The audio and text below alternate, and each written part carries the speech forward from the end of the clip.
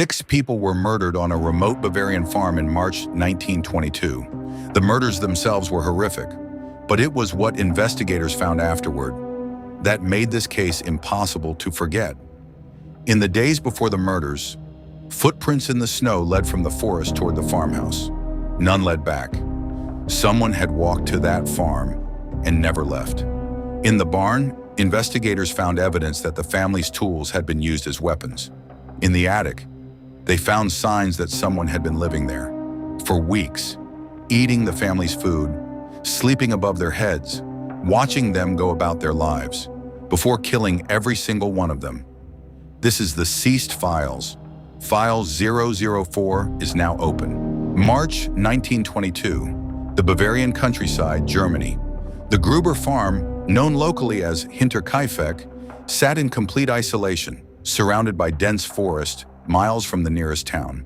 The family consisted of 6 people: Andreas Gruber, the 63-year-old patriarch, his wife Kazilia, their widowed daughter Victoria, Victoria's 2 children, 7-year-old Kazilia and 2-year-old Joseph, and the family's new maid, Maria Baumgartner, who had arrived at the farm just 1 day before the murders. The previous maid had left months earlier. She had refused to stay. She told people the farm felt wrong, that she had heard strange sounds in the attic at night, footsteps above her head when nobody should have been there. Nobody listened. In the weeks before the murders, Andreas Gruber told neighbors something disturbing.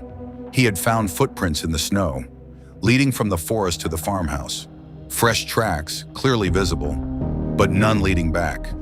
He had also found an unfamiliar newspaper on the property, and he had heard footsteps in the attic at night. He told people he believed someone was living in the farm's attic. He did not call the police. Nobody knows why. On the evening of March 31st, 1922, someone lured the family to the barn one by one. Andreas first, then his wife, then Victoria, then young Kazilia. Each one was struck from behind with a mattock, a farm tool found at the scene. The 2 youngest victims, Joseph, just 2 years old, and little Kazilia, 7, were killed in their beds inside the farmhouse. The maid Maria was killed in her room. She had been at the farm for less than 24 hours, 6 people, 1 night, 1 weapon.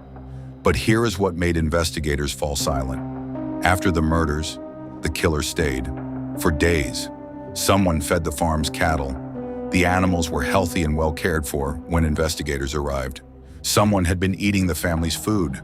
Provisions were noticeably depleted. A fire had been kept burning in the farmhouse. And young Kazilia, the 7-year-old, had torn out significant amounts of her own hair before she died. Investigators believe she had lain alive in the barn for hours, next to the bodies of her family, before she too was killed. It was neighbors who eventually raised the alarm. The family had missed church. Mail was piling up uncollected. Smoke was still rising from the chimney, but nobody answered the door. When they finally entered the farm, they found all 6 bodies, and evidence that whoever killed them had been living among them for days afterward.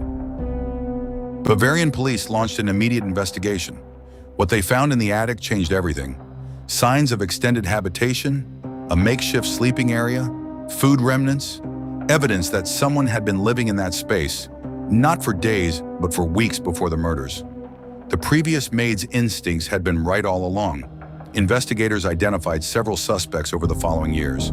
The most compelling, a man named Lorenz Schlittenbauer. He was the father of young Joseph, Victoria's illegitimate son. He had a complicated and volatile history with the Gruber family. He was one of the first people to enter the farm after the bodies were discovered. And witnesses later noted he had seemed unusually calm. He had also, strangely, moved one of the bodies himself before investigators arrived. But there was no conclusive evidence. No arrest was ever made. In a decision that still baffles historians, the skulls of the victims were sent to a Munich laboratory for analysis and were subsequently lost, permanently, destroying a significant portion of the physical evidence forever. The case went cold. In 2007, 85 years after the murders, German investigators officially reopened the case using modern forensic techniques. They extracted DNA from surviving evidence. They cross-referenced it against known descendants of suspects. The results were inconclusive. Here is what we know for certain.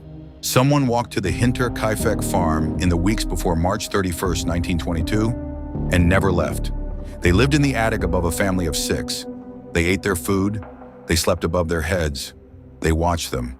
And then, on a single night, they killed all 6 of them and stayed for days afterward, feeding the cattle, keeping the fire burning, living among the dead. The killer was never identified, never charged, never found. They almost certainly lived out the rest of their life, undetected, as a free person. Perhaps in the same town as the Gruber family's neighbors, perhaps someone who attended their funeral, perhaps someone who joined the search. Leave your theories in the comments. I read every single one. This is the Ceased Files. A new case every week. The investigation ceased. The truth didn't.